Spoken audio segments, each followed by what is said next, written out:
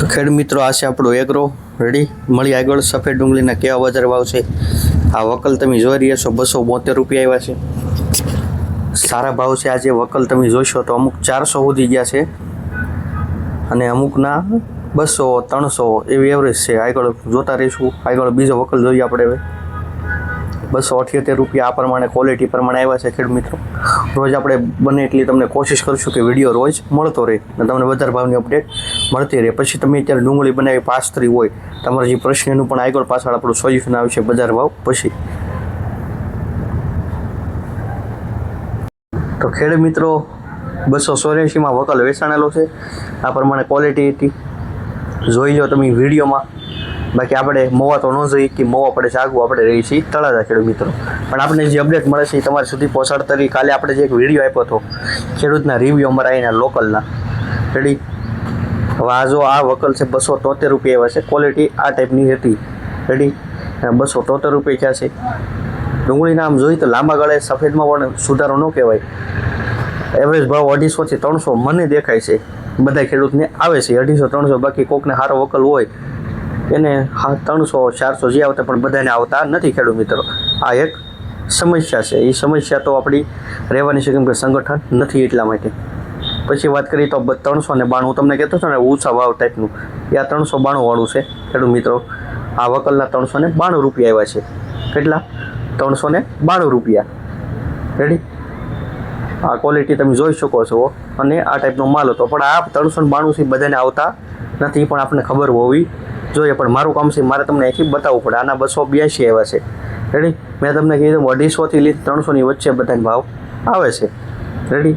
પછી આગળ તો હવે જે આવે એ અત્યારે તો આ પરિસ્થિતિ પ્રમાણે આ બજાર ભાવ છે રેડી। જે આપણથી થાય કોશિશ કરી છે તમને બજાર ભાવ મળી રહે એટલા માટે। બાકી તમારે કોઈ પ્રશ્ન હોય તો કહી શકો છો। હજી આપણે 3-4 વકલ હજી બતાવવાના છે। પછી જે આપણી મેન જે તમારે અત્યારે અમુક પ્રશ્ન હોય એનું સોલ્યુશન પણ કરવાનું છે। આના આવ્યા છે 270 કેટલા 270 રૂપિયા આવ્યા છે આ ક્વોલિટી પ્રમાણે।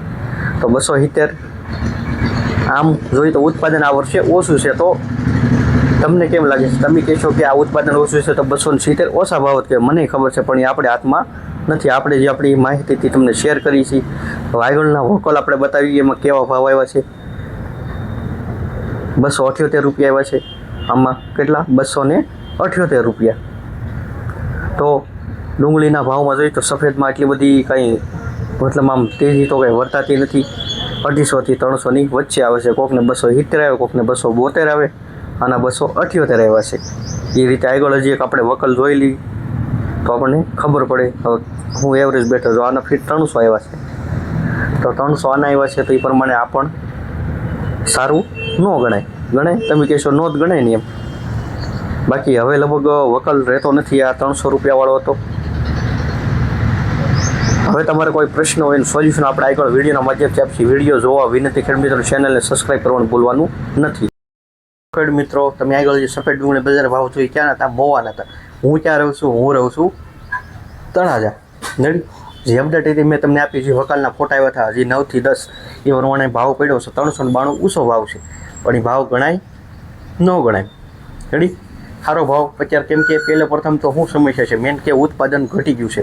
ગયા વર્ષે જે 80-90 ઠેલી જે વીઘે ઉતરતી અત્યારે 40-50 ઠેલી જ ઉતરે છે। તમે કહેશો હા રાજુભાઈ તમારી વાત હોય 100% સાચી છે પણ અત્યારે આપણે જે કોઈ પણ પાક બનાવે એને થોડુંક મારે પણ સોલ્યુશન દેવું પડે કેમ કે આ જે પરિસ્થિતિ આવે એવી અત્યારે નવો પાકમાં આપણે લઈએ તો તલ બનાવશું મગ બનાવશું અત્યારે ભાવ કદાચ આપણે 1500 હોય મગના પણ આપણે વેચો ત્યારે 1000-1200 થી એ સમસ્યા આવે છે મુખ્ય આવે છે કે નથી આવતી। તમે કહેશો હા યસ આ આવે છે પણ એની માટે આપણું એક સંગઠન હોવું જોઈએ કે ભાઈ આપણને આ પહોંચે નથી આપણે માર્કેટમાં વેચવા જવું નથી રેડી। તો વેપારી શું કહે છે ખેડૂતો લઈને આવો સારા ભાવ આપશું આ થઈ શકે પણ એ આપણે કરીએ કે તોની વાત છે। આ રેડી હું કોઈને ઉશ્કેરતો નથી પણ એક કહું છું કે આપણે શું કરવું જોઈએ અને ક્યાં આપણે નથી કરી રહ્યા એટલે આપણે એક સમસ્યા આવે છે। ડુંગળીના ભાવ અત્યારે વધારે હોઈ શકે પણ એ આપણે આવું કરીએ કે તો ડુંગળી લાલથી 500 ઉપર જાય સફેદ થઈ જાય પણ એ આપણે કરીએ કે તોની વાત છે રેડી। તો મુખ્ય મુદ્દા ઉપર આવી જાય કોઈ અત્યારે તલ કેવું નવું વાવેતર કર્યું કોઈને ડુંગળી અત્યારે સફેદ હોય ભાઈ પાસતરી હોય કે ભાઈ મારે દડો બનાવવો છે રેડી સફેદ હોય કે લાલ હોય લાલમાં ભાવ નથી એટલે આપણે કોઈને હવે પણ સફેદમાં આ વાપરી શકો. શું લેવા? દડો સારો વધારે, દડાનો કદ વધારે, વજન વધારે ઠેલીનું. પ્લસ આ તમે શેણા બનાવ્યો હોય ત્યારે તો શેણામાં પણ આનો ઉપયોગ કરી શકો છો. ચણાના પાકમાં પણ ઉપયોગ થઈ શકે છે આનો. રેડી? તમારી કોઈ પણ ડુંગળી હોય કે કોઈ પણ પાક હોય એમાં વજન વધારવાનું કામ કરે, દાણો એક હરખો રાખવાનું કામ કરે. શેણામાં પાક તો દાણાની ક્વોલિટી એક હરખી થશે. એક હરખી થશે તો વેપારી જોવે તો ધ્યાનમાં આવે કેમ ડુંગળી 392માં જ ગયો. એવી રીતે તમારી એક હરખી ક્વોલિટી હોય તો ભાવ સારા આવે. તો એની માટે આ વસ્તુ કામ કરે. પણ હવે તમારો પ્રશ્ન રાજુભાઈ આ તો પાણી અરે પાવાનું છે, તો એવું કંઈ ખરું કે સાટવામાં આવે એવું? હા છે આપણી પાસે. સાટવાનું રાખીએ આપણે, પાવાનું રાખીએ તો સાટવાનું રાખવું પડે. પાવામાં લે, સાટવામાં લે. શેણામાં છેલ્લા પાણી પાઈ દેવાનું. રેડી? આ બેમાંથી આનાથી દાણાની ક્વોલિટી સારી બને. ઘઉંમાં પાઈ શકો. રેડી? આ બંને વસ્તુ ઘઉંમાંય પાઈ શકો, શેણામાં પાઈ શકો, ડુંગળીમાંય પાઈ શકો. આ એ ડુંગળી પાઈ શકો. તમારે ભાઈ એમ કે મારે સહેલું પાણી છે અને કોઈ દડો વધારવાની દવા હોય તો યા સહેલા પાણી આ પાઈ શકો. સાટોમાં લે, પાવામાં હાલે. રેડી? મેં તમારા બધા પ્રશ્નોનું સોલ્યુશન આપી દીધું. પણ તમને એક સાઈડમાં જે આ બાજુ પેપર બતાય છે પીળા કલરનું બતાય છે, હા, તમે કહેશો હા તો એ બહુ કામ કરે છે. તમે તલ બનાવ્યો હોય, અત્યારે મગ બનાવ્યો હોય, ડુંગળી બનાવી હોય, પાસ્ત્રી હોય, 2 મહિના સુધી ઉભી રહેવાની. એક વખત વીઘામાં 10 પેપર લગાડો ને નીવડાવી, તમને મજા આવશે. ફૂલે મજા આવશે કે જીવાતની આવીને છોટી જાય. તો પપ ઓછો લેવો પડે, ઓછો લેવો પડે પ્લસ ખર્ચો ઘટે. આપણે માર્કેટમાં અત્યારે ભાવ પણ આવતા નથી, એવા પણ આપણે પ્રશ્ન આવે છે. તો એ પ્રશ્નોથી આપણે બચવા માટે જ આ બધા પ્રશ્નનું કરેલા હોય એટલા માટે. ખેડ મિત્રો, થોડુંક કામની હિસાબે વિડીયો સ્ટોપ કર્યો હતો.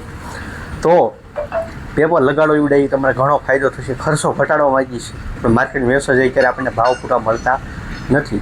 પણ આપણી પાસે ખર્ચો ઘટાડવા માટે અત્યારે એક નીમ તેલ છે. ડુંગળી કોઈને પાસ્ત્રી હોય ઉપયોગ કરી શકો. તલમાં પહેલેથી ઠેઠ સુધી ફૂલડાનો 2 કેવડિયાનો ઉપયોગ કરશો તો ખંભે પંપ ઓછો લેવો પડશે. પ્લસ ઓછો લઈશું, ખર્ચો ઓછો થાય તો આપણે જ ફાયદો છે કે નહીં? હા, ફાયદો 100% આપણે છે. કેમ કે આપણે વેચવા જઈએ આપણે પૂરા ભાવ હોતા નથી. આપણે નો પાકેલું હોય ત્યારે ભાવ વધારે હોય છે, પણ આપણે પાકીને માર્કેટ લઈએ ત્યારે ભાવ હોતા નથી. તો બને એટલો ખર્ચો ઓછો થાય એવી જ આપણી થોડીક અહીંથી માર્ગદર્શન દેવાની મારી પદ્ધતિ છે. તમને સમજાય તો વાંધો છે. તમને એમ લાગતું હોય કે અહીંથી ઓલું કરું છું, પણ મારું કહેવાનું જે થોડોક એવું છે કે થોડોક ખર્ચો ન કરવાનો એવો આપણે ઓછો કરીએ અને જે કરવાનું એ કરીએ ને થોડોક દવાનો ખર્ચો ઘટે. જ્યારે માર્કેટ હોય ત્યારે આપણા હાથમાં ભાવ હોતા નથી. તો તમને સારું લાગ્યું હોય તો કોમેન્ટ બોક્સમાં કાંઈ લખજો કે નહીં. લખવા જેવું હોય તો તમને લાગતું હોય તોની વાત છે. બાકી મળશું કાલે એક નવી માહિતી ફરીથી. અને હજી આપણે 11 વાગ્યે પછી એક ડુંગળીનો વિડીયો પણ આવશે ખેડૂત મિત્રો, અહીંનો લાલ વિડીયો તળાજાનો. રેડી?